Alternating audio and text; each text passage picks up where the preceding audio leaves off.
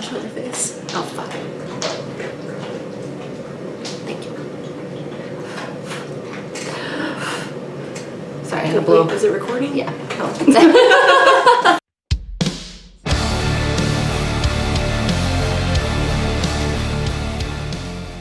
Hey, it's Sue. And Megan, The Spine Breakers. And today we are going to be doing the Out of My Comfort Zone book tag. And this was created by Emma Books, and we weren't tagged by anyone that we are aware of, but we just wanted a fun tag to do and found this one. So we're doing it. Here we go. We're doing it. And while we're doing it, we're going to drink this Blood and Honey American Ale from Revolver Brewing. Yep, which we may have had sometime in the past because I know I brought this back with me when I went to Texas the last time, but now they distribute here, which is because they got bought out by Miller. So that kind of is a bummer. But that's kind of a bummer. But it's good. I think it's good beer. I don't remember. Jeez. Yeah, so it's from Granbury, Texas. Mine has my animal food on it. Yeah, I like it. It's kind of spicy. Ooh. It's got blood orange peel, honey, and spices. I dig that. Yeah. It's fallish. It's pretty tasty.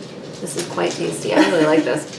Okay, so first off with this tag you have to create a rule, which is choose one genre or category of books that you frequently talk about in tags and don't use any books from that genre for answers. I went with sci-fi because that's what we talk about the most frequently here lately, at least, but my reading's so eclectic that honestly it's kind of difficult to... Yeah, same. I went with horror. Okay, so the first question is a book that is an exception when it comes to a genre or elements in books that you don't typically like. I went with Long Black Veil by Jennifer Finney Boylan because I don't usually read like mysteries or thrillers, which I guess this was kind of, I guess it was more of a mystery, I think, but maybe a little bit of both. I just don't usually read them. I'm not usually that interested in them. And I read that book, I think, for a Read Harder challenge or some kind of a challenge. And I really dug it. Like, it did the dual timeline thing, which I like. So it, like, flashed back to, like, the 80s and then it flashed forward to present day. And I actually really enjoyed it. I thought it was good. I think I ended up giving it, like, 4 out of 5 stars. So it was kind of the exception to the mystery rule. And my answer is actually very similar. I went with The Chalk Man by C.J. Tudor, which I just recently read.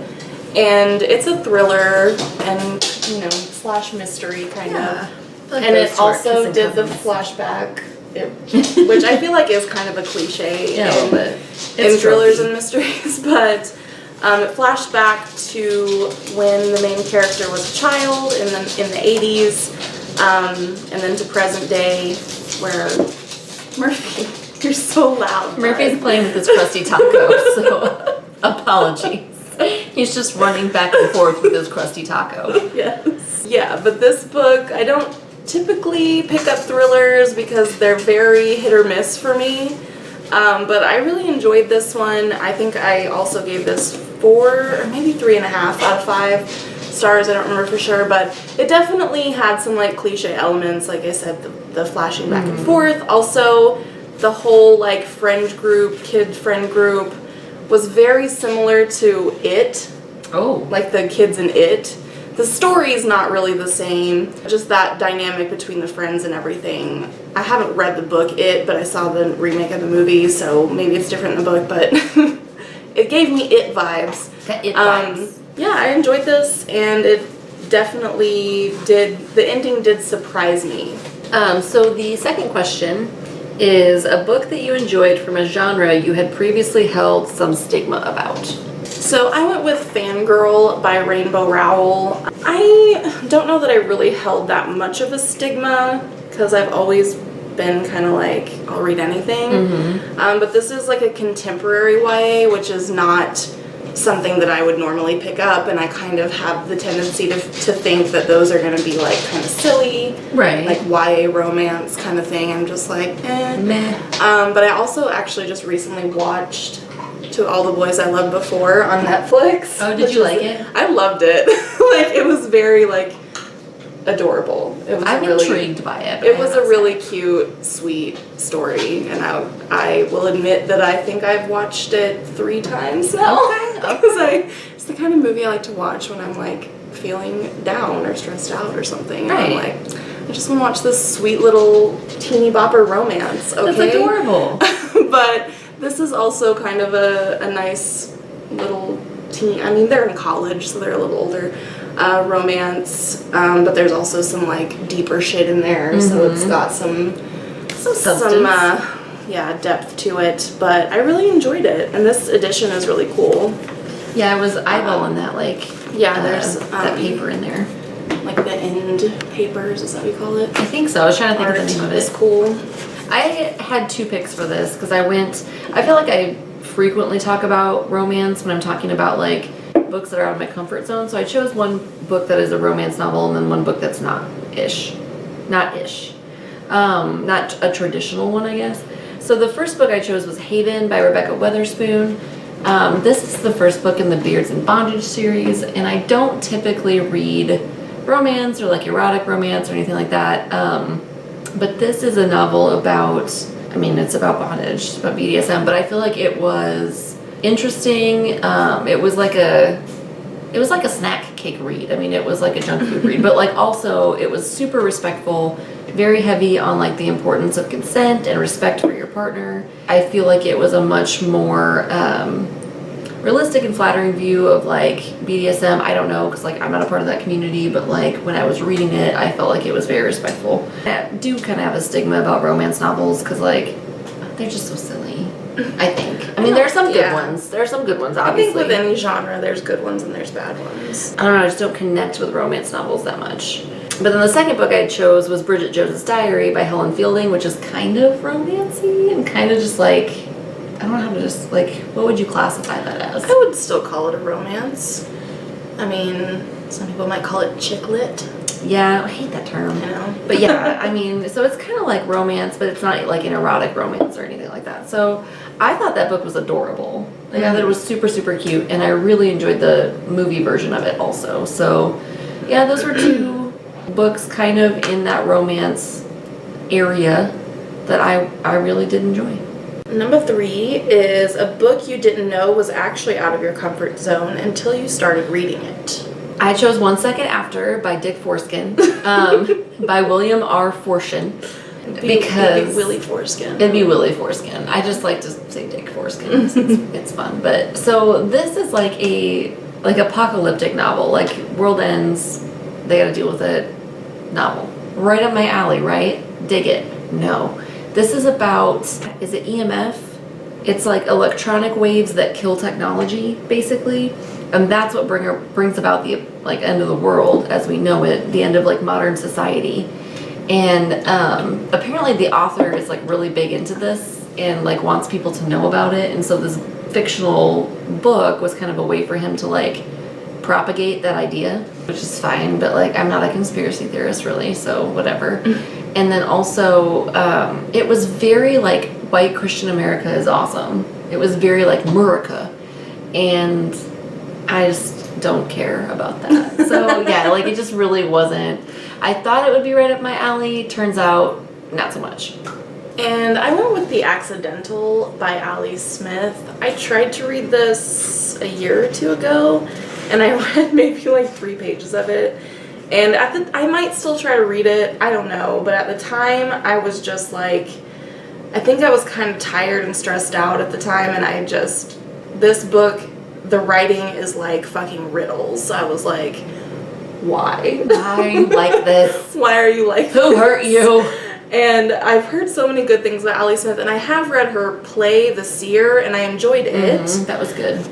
So I thought that I would really enjoy her book, but I don't know if I can get down with her writing style. I will try again, I think, at some point when I'm feeling less stressed. And see what happens, but I just don't know if it's going to be for me. Makes sense. Her play was pretty meta, so it makes sense that her writing would be kind of... Yeah, I mean, at the time, I don't know, it was a while ago, but I was just like, I don't even know what the fuck's going on. Why are you doing this? So, and I was just like, I can't handle this right now, so I put it down. Pick a friend or a booktuber that motivates you to pick up books you might not normally be interested in. What is one book out of your norm that they convinced you to give a try? So I said my book club that I'm in because pretty much everyone else in that book club has vastly different taste in books than I do.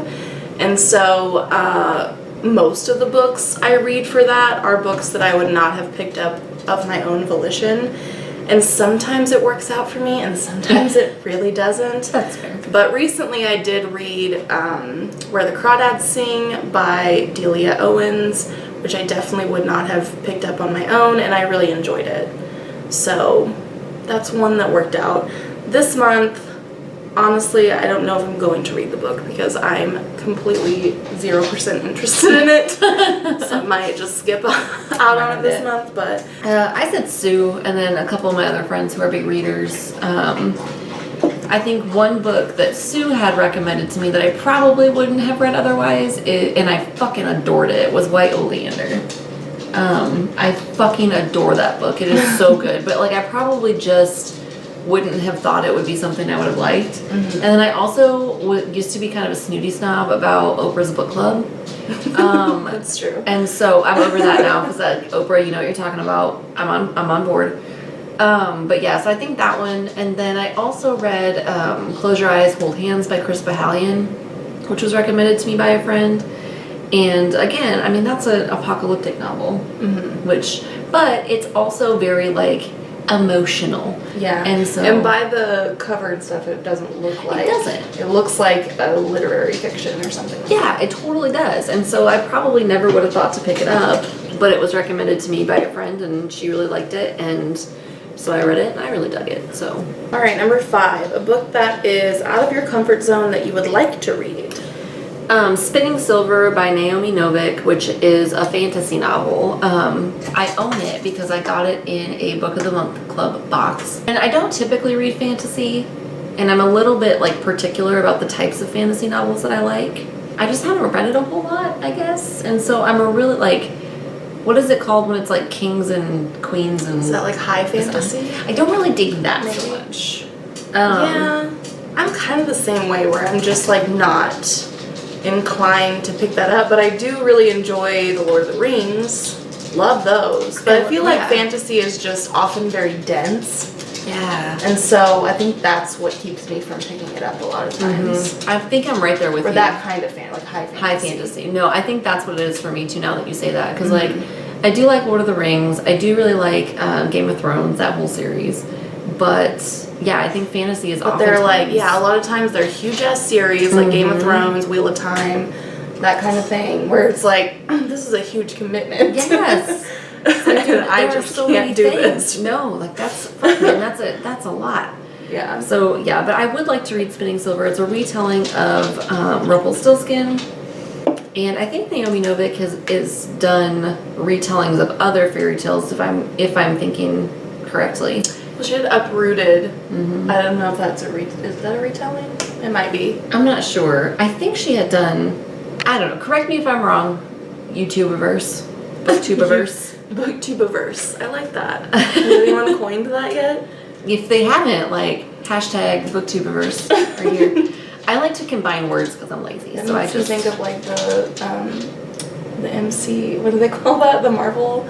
Oh, yeah. Marvel universe? Yeah. The MC universe? I think so. Marvel Comics universe. Come here. We're the Booktubeverse. We're the Booktubeverse. Yeah, so I don't know. Yeah, correct me if I'm wrong, but I would like to read that because I'm interested in that idea. So I picked the Luminaries because, one, I believe this is a mystery, which is not a genre that I pick up often. I don't know why. I think the same with thrillers. It's just often really hit or miss for me. And also, I feel like mysteries are often really predictable. Yeah. But also, this book is fucking huge. Yeah. So that's another thing about it that is kind of intimidating and has made me put it off for a long time because I've owned this for quite a while. But I'm hoping to read it this year. It was on my list of like books I want to read in 2019, so fingers crossed that I get to it this year. It's a beautiful book. Like, yeah, it's I love really gorgeous. But yeah, it's big as fuck. On the side. Oh, I can't twist my wrist that way. It's so big.